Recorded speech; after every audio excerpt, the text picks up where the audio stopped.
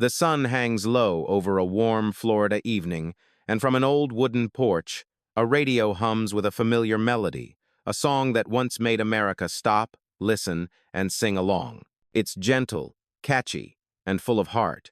But behind that sweetness lies a story that time has quietly tucked away. What happens when a family group with two massive hits, two golden voices, and one unforgettable harmony simply fades from the spotlight? How does a name that once touched the Billboard charts begin to slip from the nation's memory? This is the journey of Cornelius Brothers and Sister Rose, a family bound by blood, lifted by music, and transformed by fate. Let me know where you're watching from. Grab a warm drink, sit back, hit like, subscribe, and let's step into their story together. Before their voices ever reached a national audience, the Cornelius family grew up beneath the sun-drenched skies of Florida, in a world shaped by church choirs, warm breezes, and the quiet strength of a close-knit home. Long before hit records and television appearances, music was simply part of their daily rhythm, something that floated through open windows on Sunday mornings and echoed from neighborhood porches as children played in the yard. For Eddie and Carter Cornelius, the future founders of the group, music began as a language of family. They sang in church, performed in school assemblies, and harmonized together on slow summer nights when the only soundtrack was cicadas, passing cars, and the laughter of siblings. Their home may not have had much, but it always had melody. Their mother encouraged them, reminding them that talent was a gift, and responsibility came with it. Florida during this era was a unique crossroads. Gospel, country, R&B, and emerging soul all coexisted on the same radio dial. That mix of influences shaped Eddie and Carter's musical instincts. They didn't grow up studying the heavy grit of Northern soul or the polished sheen of Motown. Their sound was gentler, more melodic, more rooted in the sweetness of family harmony than the fire of urban struggle. By the mid-1960s, the brothers were ready to see how far their voices could take them. One day, they spotted a talent hunt advertisement in a local newspaper, a small opportunity that felt like a door opening. They auditioned for Bob Archer, a man with connections and an ear for untapped talent. He saw potential in their youthful sincerity and signed them, giving them their first real step into the music business. Those early rehearsals were simple: a guitar, a living room, and long evenings figuring out where each voice fit best. Carter had a natural ease, Eddie a knack for melody, and both carried the charm of brothers who had spent a lifetime singing side by side. Yet even as their partnership grew, they felt that something or someone was missing. That someone was Rose Cornelius. Before joining her brothers, Rose had already begun carving out her own path. She was confident, radiant, and gifted with a voice that could glide effortlessly from gospel to jazz. In 1967, she appeared on The Ed Sullivan Show, a monumental accomplishment for a young woman from Florida. She traveled the world, performing with the gospel jazz singers, bringing her warmth and presence to audiences far beyond home. But in 1970, her mother called. The family needed her. Eddie and Carter were forming a new group and hoped Rose would be its anchor, its soul. Without hesitation, she returned to Florida, ready to help shape the vision that was waiting to take form. When Rose stepped into rehearsals, everything changed. Her voice didn't overpower, it elevated. She softened edges, strengthened harmonies, and brought a quiet confidence that made the group feel complete. Soon after, another sister, Billie Jo, joined as well, adding yet another layer to the family blend. But the Cornelius story carried more than just harmony. It carried heartbreak, too. In their early days, a close family friend and early member of the group, Cleveland Barrett, tragically died in a car accident. The loss shook them deeply. It was the first time the siblings understood that the world could be unpredictable, even cruel. Music became their refuge, a way to hold tight to something permanent. By the time they officially formed Cornelius Brothers and Sister Rose, the group had become more than a family project. It was a mission. They weren't trying to revolutionize soul or challenge the giants of the genre. They simply wanted to bring something warm, something honest, something unmistakably theirs to the world. Their early sound was exactly that: gentle, heartfelt, built around clean melodies and Rose's steady harmonies. They didn't shout, they didn't imitate, and they didn't chase trends. They sang like a family raised on faith and sunshine, carrying the calm of Florida into a music industry that often preferred polish or grit. When they finally signed with United Artists, it felt like destiny meeting preparation.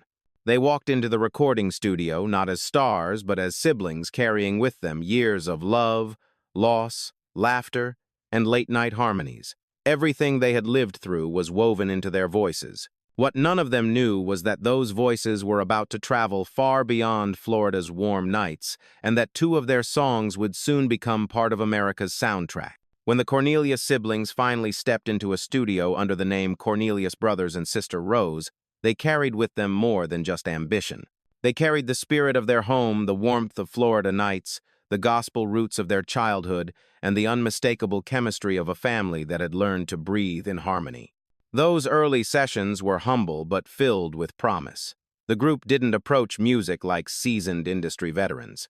They approached it like family, leaning into each other's strengths, learning when to lead and when to step back. Rose emerged as the emotional anchor.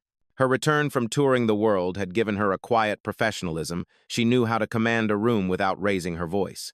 She added texture, grace, and a confident softness that pushed her brothers into performances they didn't know they were capable of. Eddie, always the melodic heart of the group, brought ideas constantly. He scribbled lyrics in notebooks, on napkins, sometimes on the back of receipts he found in his pockets. Carter, calm and steady, refined those melodies with rhythmic instincts that grounded their sound. In those early months, the siblings rehearsed wherever they could in living rooms, garages, small rehearsal halls that smelled of carpet glue and dust. Sometimes the Florida heat made the walls feel like they were melting, but they kept going. They weren't chasing fame, they were chasing clarity. They wanted to build a sound that felt honest, a sound that reflected who they were, gentle, melodic, soulful without being heavy, and unmistakably family-driven. This wasn't the fiery soul coming out of Detroit or Philadelphia at the time. It wasn't the stormy grit of deep Southern blues. Their music leaned toward pop soul, clean, emotional, and catchy. Critics would later say it lacked grit, but that was never the point. The Cornelius siblings weren't trying to imitate anyone. Their sound was born from Sunday mornings, not smoky nightclubs. It came from love, not pain. When United Artists signed them, it validated years of quiet work. Suddenly, the late-night harmonies, the sacrifices, the self-belief, everything felt justified. But the studio environment was intimidating. The microphones felt taller. The lights felt harsher. Producers expected perfection, and the family had to learn how to translate their living room magic into something polished and ready for radio. The breakthrough came the moment they heard Rose and Eddie's voices blend through professional monitors for the first time. Even the engineers paused. There was a sincerity in their harmony, something pure, something warm, something unmistakably theirs. It wasn't flashy, but it was captivating. The group realized they didn't need to shout to be heard. They simply needed to be themselves. During this period, they created the early demos that would define their path forward. Every session felt like a small discovery. The group could sense change coming, even if they didn't know what shape it would take. Somewhere inside those early recordings was the seed of something bigger, something that would lift them higher than they ever expected. They just didn't know yet that the world was a few months away from hearing exactly what that seed would grow into. Their turning point arrived in a way that almost felt unreal. The Cornelius siblings had spent years shaping their sound, trusting their instincts, and hoping that someone out there would hear the sincerity in their voices. When they walked into the studio to record what would become their debut single, Treat Her Like a Lady, they didn't know they were about to change the trajectory of their lives. The atmosphere in the studio that day was electric but calm, the kind of quiet excitement that comes before a storm. Eddie stepped to the microphone with a blend of nerves and determination. Rose stood behind the glass, steady and reassuring, ready to pour her harmonies into the recording. Carter waited for his cue, grounding the arrangement with the same quiet strength he brought to every session. From the moment Eddie began singing the opening lines, something clicked. The melody carried a charm that was impossible to resist, sweet, respectful, and full of the tenderness that reflected the group's upbringing. As Rose added her smooth harmonies, the song blossomed into something bigger than anyone expected. The engineers exchanged looks. The producers leaned in closer. There was a magic here, the kind that couldn't be manufactured. When the group listened to the playback, they felt it too. The song didn't rely on flash or force, it relied on honesty. It carried the warmth of their childhood nights, the teachings of their mother, the softness of their Florida roots. For the first time, the Cornelius siblings believed that the world might finally hear them, and the world did. In 1971, Treat Her Like a Lady burst onto the Billboard Hot 100, climbing all the way to number 3, while also reaching number 20 on the R&B chart. The single sold over 1 million copies and earned a gold certification, an achievement that stunned the industry and even surprised the family. They had not only broken through, they had broken through in a massive way. But the story didn't end there. If anything, it was just beginning. The pressure to follow up a hit like that would have crushed many artists. But Eddie didn't retreat.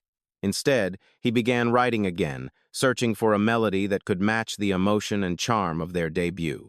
He found it in a song built on longing, truth, and the haunting question of whether love had gone too far. Too Late to Turn Back Now. Released in 1972, the song was a revelation.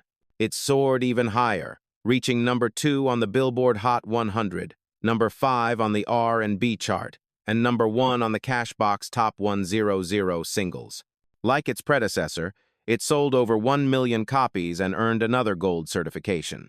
Suddenly, the Cornelius Brothers and Sister Rose were everywhere on radio, on television, in magazines, and in the soundtracks of everyday American life. Their voices floated from car speakers during long summer drives, filled skating rinks at night, and echoed in homes where families danced in their living rooms. The siblings had crossed a threshold they never imagined possible. They had become a part of the country's heartbeat. But behind the success, subtle shadows were already beginning to form, shadows that would follow them into the years ahead. By the summer of 1972, the rise of Cornelius Brothers and Sister Rose felt nothing short of miraculous. In a matter of months, they had gone from a family group recording in modest studios to one of the most recognizable names on radio across America. The air seemed to vibrate with their music. You could hear Treat Her Like a Lady playing from gas stations, grocery stores, school dances, and open car windows as people drove beneath the Florida Sunday. Their sound was warm, familiar, and irresistibly catchy, the kind of music that made people smile without realizing it. Tours quickly followed. Promoters wanted them everywhere. On stage, the siblings carried the same energy that shaped their childhood harmonies. Eddie stood in front with his easy confidence. Carter delivered his steady presence, letting the rhythm guide him. And then there was Rose, the calm center of the storm, the voice that made every harmony glow. Together, they created a soft but undeniable magic that audiences felt instantly. Their performances captured something that most soul groups couldn't replicate. They didn't depend on theatrics or extravagant choreography. Instead, they drew listeners in with sincerity, with the charm of a family that truly knew one another. When Rose stepped forward for her parts, the crowd erupted. She had a natural elegance, a way of commanding attention without raising her voice. The peak years were filled with moments the siblings would never forget, nights when the applause felt endless, afternoons spent signing autographs for long lines of fans, interviews where they tried to process how quickly everything had changed. In those moments, even they couldn't fully grasp how 2 songs had lifted them so high so fast. The music industry saw them as hitmakers with a crossover gift, a group beloved not only by soul listeners but by mainstream audiences who adored their gentle sound. Their melodies cut across genre, race, and geography. They were embraced in the South, the Midwest, on the East Coast, and everywhere in between. Radio embraced them because their songs felt universal. One of the most defining memories of that era came during a concert on a warm night, when Eddie began singing the opening verse of Too Late to Turn Back Now. Before he could reach the chorus, thousands of fans joined in, their voices rising like a wave. The siblings looked at one another astonished, humbled, overwhelmed. For a moment, they weren't performers. They were witnesses to how deeply their music had touched people. The success also created a sense of momentum. They believed, genuinely, that this was only the beginning. More songs were being written, more ideas were taking shape, and more doors were opening. Yet, like many artists who reached the top quickly, They didn't realize how steep the descent could be. Beneath the applause and the bright lights, the first quiet cracks were already forming, almost too faint to notice. And soon, those cracks would widen, marking the beginning of a slow, unexpected decline. As the applause of 1,972 and 1,973 echoed through concert halls and radio stations nationwide, a quieter truth lingered behind the success of Cornelius Brothers and Sister Rose. The spotlight was bright, but it also cast long shadows, and within those shadows, cracks began to form, subtle at first, easy to overlook, yet impossible to avoid forever. Their next singles, while still welcomed by loyal listeners, couldn't match the explosive power of their first two hits. Songs like Don't Ever Be Lonely and I'm Never Gonna Be Alone Anymore reached the top 40, but the spark of instant, overwhelming fame did not return with the same intensity. The siblings felt the shift before the industry ever acknowledged it. Radio rotations slowed. Television invitations became less frequent. The momentum that had once swept them forward so effortlessly began to soften. Still, they pushed on. They believed in their sound, in the melodies that came from their shared history. But the music scene of the early 1970 was evolving rapidly. Audiences were turning toward grittier, more socially charged soul. Funk was rising. Disco was forming its early pulse. The gentle pop-soul warmth that defined their identity suddenly felt out of place in a world hungry for sharper edges. Producers began suggesting changes, edgier arrangement, heavier vocals, a more dramatic stage presence. But the siblings resisted. They weren't built for manufactured intensity. Their music came from sincerity, not spectacle. Trying to force a new direction felt like betraying who they were.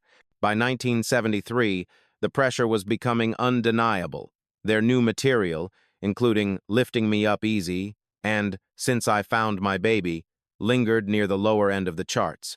There were flashes of success, brief and hopeful, but they never reached the heights that had once seemed so accessible. Inside the group, stress began to build. The exhaustion of constant travel, recording deadlines, and the growing fear that the magic might not return created tension. Moments that once brought laughter now brought silence. Decisions that were once effortless turned into debates. Eddie wrote more intensely than ever, trying to recapture the lightning that had once struck twice. Rose tried to keep the family grounded, but even she felt the weight of expectation pressing on them. And then there was Carter, steady, thoughtful, and increasingly restless. As the years passed, he found himself pulled toward spiritual questions that fame could not answer. While the others tried to navigate the shifting tides of their career, Carter began searching for something deeper, something beyond the stage lights. His internal journey grew quietly but steadily, creating a distance that the others sensed but couldn't fully understand. From the outside, the group still appeared polished and united. Fans continued to dance to their songs and request them on radio stations nationwide. But on the inside, the once unshakable harmony of the siblings was beginning to waver. They didn't know it yet, but the era of their greatest success was nearing its final act. And waiting just ahead was a turning point that would change not only their career, but the course of their lives, a turning point marked by faith, separation, and the slow unraveling of a group that once sang as one. By the time 1976 arrived, the glow that once surrounded Cornelius Brothers and Sister Rose had dimmed into something quieter, almost fragile. What had begun as a joyful family journey, a small Florida dream that blossomed into national success, was now struggling to hold itself together. The joy of those early years still lingered, but it lived side by side with exhaustion, doubt, and a growing sense that the path ahead was no longer clear. The siblings had been fighting to keep their momentum alive, but the music landscape was shifting beneath their feet. Soul was evolving. Funk had taken center stage. Disco was rising. Record labels were chasing bigger sounds, faster rhythms, and flashier acts. The softer, pop-leaning soul that defined the Cornelius family no longer fit neatly into the industry's new demands. Inside the group, the strain became impossible to ignore. Long nights on the road, dwindling chart success, and the emotional weight of expectations pushed each sibling in different directions. They rehearsed, they performed, they hoped, but something essential had changed. The unity that once felt unbreakable now carried small fractures. the kind that don't appear overnight but grow slowly with time. At the center of that shift was Carter Cornelius. Carter had always been the steady one, calm, grounded, deeply thoughtful. But in the mid-1970s, something inside him began to stir. While his siblings tried to navigate the pressures of an unpredictable career, Carter found himself pulled toward questions of purpose, identity, and faith. Success had given the group fame, but it had not given Carter the fulfillment he quietly longed for. During a tour stop, he crossed paths with members of a spiritual group whose teachings resonated with him. Their message spoke to his desire for clarity, commitment, and a deeper connection to something greater than music. As conversations turned into studies, and studies turned into conviction, he felt a calling he could no longer ignore. In 1976, Carter made the announcement that would change everything. He was leaving the group. It wasn't a dramatic exit. It wasn't loud or angry. It was a calm, heartfelt decision rooted in faith. He joined a Black Hebrew sect in Miami and took on a new name, Prince Gideon Israel. With that step, he walked into an entirely different life, one shaped by religious devotion rather than applause. For the remaining siblings, the loss was profound. Carter wasn't just a member, he was part of the harmony, part of the heartbeat. Without him, the music felt incomplete, the foundation suddenly uneven. There was no animosity, only a quiet sadness, a recognition that the family circle had changed in a way that could not be undone. The group tried to carry on, but the truth was undeniable. The magic that once lived so naturally between them had faded. Their journey as Cornelius Brothers and Sister Rose had reached its breaking point. And just like that, the group that once filled America's airwaves entered the long silence that would follow them for decades. When the group dissolved, the silence that followed felt heavier than any of them expected. There was no farewell tour, no final performance, no dramatic ending, only a gradual fading, like a light dimming at the end of a long night. For a family once united by harmony, the quiet was unfamiliar, almost unsettling.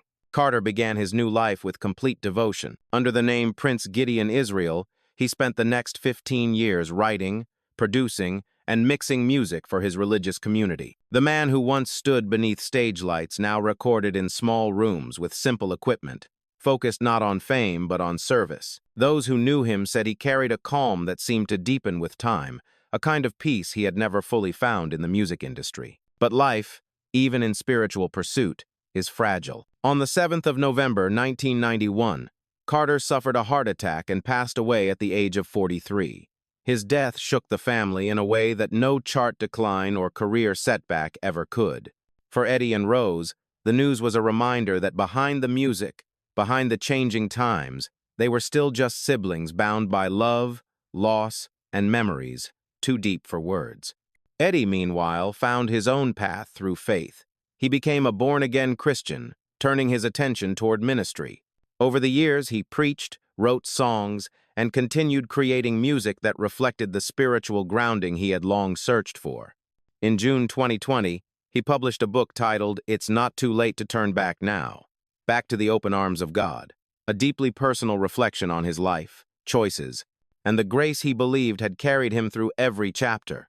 Rose remained the quiet heart of the family's legacy. She continued performing in Florida, her voice still steady, still warm, a reminder of the era when she stood beside her brothers on national stages.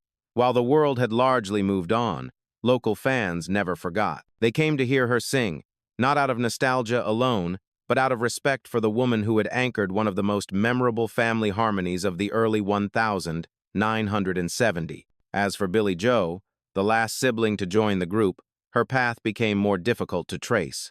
Public records faded. Mentions grew scarce.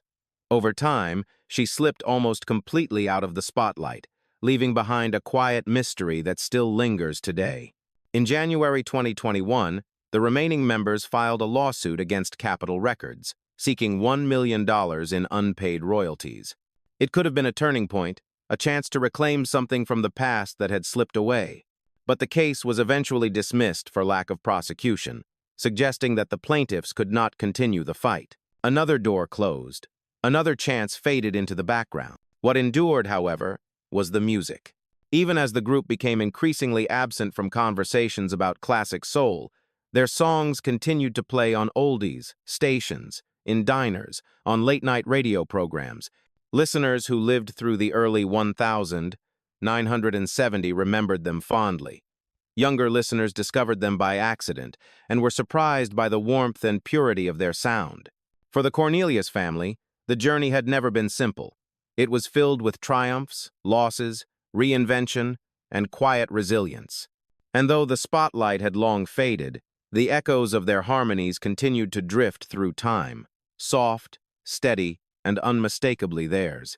Long after the charts stopped calling their name, the music of Cornelius Brothers and Sister Rose continued drifting through American life like a warm breeze from a summer long gone. Their songs, especially Treat Her Like a Lady and Too Late to Turn Back Now, never truly disappeared. They became fixtures of American radio, spun by nostalgic DJs, replayed at family reunions, and rediscovered by younger listeners who stumbled across their timeless melodies by chance. For many who lived through the early 1970 decade, their music represents a moment in time when everything felt softer, slower, and more hopeful. The Cornelius siblings didn't attempt to reinvent soul or challenge the giants of the genre. Instead, they offered something sweeter, a sound rooted in family harmony, emotional sincerity, and the gentle rhythms of Florida life. In a crowded era of musical innovation, that simplicity became their signature. While other groups were pushing boundaries with heavy arrangements and gritty storytelling, Cornelius Brothers and Sister Rose provided a familiar comfort melodies that wrapped themselves around listeners like a warm embrace. Their songs weren't built for protest or intensity. They were built for joy, built for everyday people living everyday lives. And that, in many ways, is why their legacy has endured. Across the United States, their music found a permanent home on oldies radio. Long past the point when the group's career had faded, program directors kept the songs alive because audiences never stopped requesting them. At weddings, Too Late to Turn Back Now became a staple for couples who grew up dancing to it. At community gatherings and barbecues, the unmistakable rhythm of Treat Her Like a Lady still brought people to their feet. In states like Florida, Georgia, Alabama, and throughout the Midwest, their music held a special place. These were regions that embraced family bands, gospel influences, and melodies that reminded people of home. Listeners felt connected to the Cornelius siblings because the siblings felt connected to each other. The warmth in their sound wasn't engineered, it was lived. Their influence seeped into American culture quietly but deeply. Young soul and pop artists studying harmony-driven arrangements often trace inspiration back to the softness and clarity of the Cornelius blend. Their music showed that soul didn't always need to shout to be heard. Sometimes it could whisper and still leave a lasting echo. Film and television also kept their work alive. Directors seeking to capture the innocence and charm of early 1970 America frequently reached for their songs. Each placement reopened a doorway into the past, a reminder of that era's optimism, its simplicity, and its unmistakable sound. Though they never reached the iconic status of larger soul groups, Cornelius Brothers and Sister Rose carved out a lane entirely their own. Their songs became part of America's emotional vocabulary, not because they dominated headlines, but because they made people feel good. And sometimes, that is the most powerful legacy an artist can leave. In the end, their music became more than the memory of a brief moment in the spotlight. It became a soft but enduring heartbeat, one that still pulses quietly through radio waves, family gatherings, and the warm recollections of listeners who lived through that golden summer when a small Florida family made the whole country sing. As time moved forward, the story of Cornelius Brothers and Sister Rose settled into an unusual place within American music history, not forgotten, but not fully remembered either. They lived in the soft spaces between nostalgia and obscurity, cherished deeply by some while barely recognized by others. Yet for those who knew their music, the group represented a kind of purity that the modern industry rarely offers, a sound built not on spectacle, but on sincerity. Across the United States, older listeners still speak about them with a gentle affection. They were part of our summers, some say. They sounded like happiness, say others. Their music captured a moment in American life when soul was expanding, pop was shifting, and family groups could rise to the top through heart and harmony alone. Even decades later, Their two biggest songs remain symbols of that era, reminders of drive-in theaters, backyard cookouts, and quiet nights when a radio on the kitchen counter was all a family needed for entertainment. In cities like Miami, Jacksonville, Atlanta, Birmingham, and throughout the Midwest, their songs continue to echo in local festivals, retro soul nights, and community gatherings. These are regions that hold tight to cultural memory, honoring the artists who colored their childhoods and shaped their personal soundtracks. The group's presence is strongest in places where simplicity is still valued, where melodies matter more than image, and where the warmth of family harmony still resonates. Within the Black American community, their legacy carries a subtle but meaningful layer. Cornelius Brothers and Sister Rose never positioned themselves as cultural revolutionaries or social commentators, yet their music reflected the everyday joy and emotional honesty that often gets overlooked in broader discussions of Black artistry. Their success demonstrated that soft-hearted soul, even when labeled too light by critics, had a place in the national conversation. Their songs reminded listeners that soul does not need to roar to be authentic. Sometimes it can smile, sway, and still be just as true. Internationally, their influence was quieter but enduring. In the United Kingdom, collectors of early 1970 pop soul continued to seek out their vinyl releases. On radio programs in Canada and Australia, their songs remained staples of adult contemporary playlists. In the Caribbean, where warm, melodic rhythms flourished naturally, their sound fit effortlessly into local tastes. Listeners abroad may not have known the family's full story, but they knew the feeling their music gave them, and sometimes that is all that matters. Music historians who revisit the era often describe the group as a soft beacon within the broader landscape of soul. They didn't challenge political structures or reimagine the boundaries of the genre, but they offered something emotionally essential, moments of uncomplicated joy. Their harmonies reflected a gentler side of American life, one filled with family ties, lived faith, and the optimism of a changing decade. Over the years, artists exploring the roots of harmony-driven pop soul have cited the group as an influence. Their arrangements demonstrated how emotional clarity can carry a song further than vocal power alone. Their sound provided a template for musicians seeking to blend pop accessibility with soul's natural warmth. Even now, in a world overflowing with digital production and relentless reinvention, their music feels like a pause, a breath, a reminder of what can be created when a family sings not for fame, but for the love of melody. Their global footprint may not be large, but their emotional footprint is unmistakable. And for a group whose journey was brief and gentle, perhaps that is the legacy that fits them best. As the final notes of their story settle, it becomes impossible not to return to that image of a Florida evening, where a simple radio melody drifts across warm air. The world has changed since those first summer days, when the music of Cornelius Brothers and Sister Rose filled porches, driveways, and family gatherings. But every now and then, when one of their songs slips through a speaker, the past rises again, gentle, familiar, unhurried. Their journey was never loud, never dramatic, never built on spectacle. It was shaped by family ties, Florida sunsets, and harmonies born in small rooms where love mattered more than ambition. They tasted national success that many artists spend a lifetime chasing, yet their greatest imprint came not from fame but from feeling. Their sound reminded America of its softer side of a time when a melody didn't need to shake the world to reach the heart. And though their rise was brief, their music carried a lasting honesty. Treat Her Like a Lady and Too Late to Turn Back Now continue to echo across generations, proving that sincerity can outlive charts, acclaim, and even the passing of time. These songs endure because they hold something universal: hope, affection, gentleness, and the unmistakable comfort of voices that belong to one another. For Eddie, Carter, Rose, and Billy Joe, life moved beyond the spotlight. Some found faith, some found community, some found quiet stages where their voices still mattered.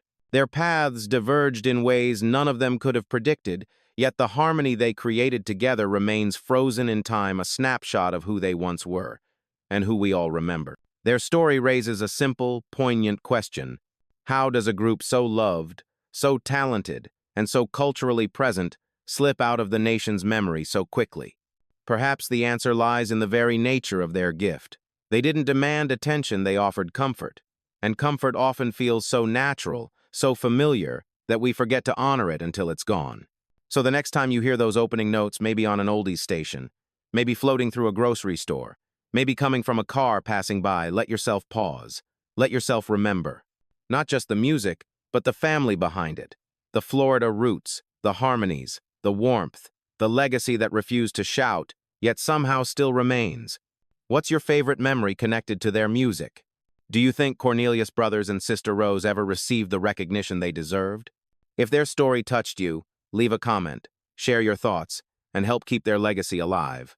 And of course, don't forget to like, subscribe, and join us as we continue honoring the legends the world forgot, one story at a time.